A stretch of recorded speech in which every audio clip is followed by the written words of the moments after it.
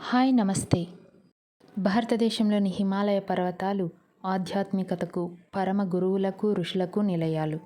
ప్రపంచంలో అనేక దేశాలలో మంచు పర్వతాలు ఉన్నాయి. కానీ హిమాలయాలను చూసినప్పుడు కలిగే భావన వేరే వాటిని చూసినప్పుడు కలుగదు. నేను చదివిన హిమాలయాలలోని ఒక గొప్ప గురువు కథ ఇప్పుడు ఒకటి మీకు చెప్తాను. హిమాలయాలకి సమీపంలో ఒక సంస్థానం ఉండేది. ఆ సంస్థానాన్ని పరిపాలించే రాజకుమారుడు వివాహం చేసుకున్నాడు. అతని భార్య వివాహానికి ముందే ఒక వైద్యుణ్ణి ప్రేమించింది. ఆ వైద్యుడు ఆమె కలిసి రాజకుమారుణ్ణి చంపాలనుకున్నారు. ప్రతిరోజు అతని ఆహారంలో కొద్ది కొద్దిగా విషమిచ్చేవారు. ఒకరోజు ఆ రాజకుమారుడు చనిపోయాడు. హిమాలయాలలోని ఒక సెలయేటి ఒడ్డున అతని శరీరానికి దహన సంస్కారాలు ఏర్పాటు చేశారు. అతని చితికి నిప్పంటించగానే విపరీతమైన వర్షం వచ్చి ఆ వాగు పొంగి అతని శరీరాన్ని తనలో కలుపుకొని తీసుకుపోయింది. అలా కొన్ని కిలోమీటర్లు వెళ్ళిన తర్వాత అక్కడ ఒక ఋషి తన శిష్యులతో పాటు సాధన చేసుకుంటూ ఉన్నాడు.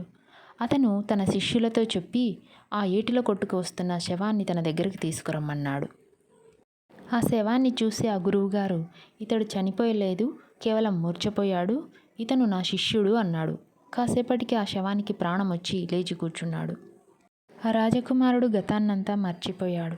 ఆ యోగి దగ్గరే కొన్ని సంవత్సరాల పాటు ఉంటూ అనేక విద్యలు నేర్చుకున్నాడు. ఆ తర్వాత సన్యాస దీక్ష తీసుకున్నాడు. అలా కొంతకాలం గడిచిన తర్వాత ఆ యోగి, ఇతడు తొందరలోనే తన సోదరిని కలుస్తాడు, అప్పుడు తన గతమంతా గుర్తుకు వస్తుంది అన్నాడు. తర్వాత ఆ యోగి తపస్సు కోసం హిమాలయ గుహలకు వెళ్ళిపోయాడు. అతడు సన్యాసిగా భిక్షాటన చేస్తూ తన సోదరిని కలుసుకున్నాడు. అప్పుడు ఆయన జరిగినదంతా గతాన్ని గుర్తుకు తెచ్చుకున్నాడు. తర్వాత తనని మోసం చేసిన వాళ్ళ మీద కేసు వేసి ఆ ఆస్తి సంపద అంతా పొందడానికి ప్రయత్నించాడు.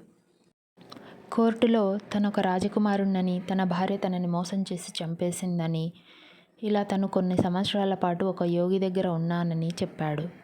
అయితే ఆ యోగిని సాక్ష్యం ఇవ్వడానికి రమ్మని కోర్టువారు పిలవగా గురువుగారు రావడానికి అంగీకరించలేదు.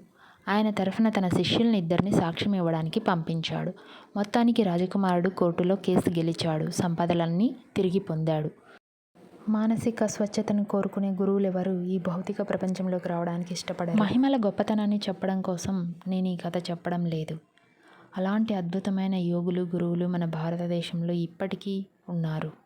ఎంతటి క్రమశిక్షణ, ఎంతటి సాధన లేకపోతే అంతటి అద్భుతమైన శక్తుల్ని వారు సాధించి ఉంటారు. వారికున్న క్రమశిక్షణలో కొంచెమైనా మనం నేర్చుకోవాలి కదా. ఈ కథను నేను స్వామి రామ గారు రచించిన హిమాలయ పరమ గురువులతో జీవనము అన్న పుస్తకం నుంచి చెప్తున్నాను. నమస్తే.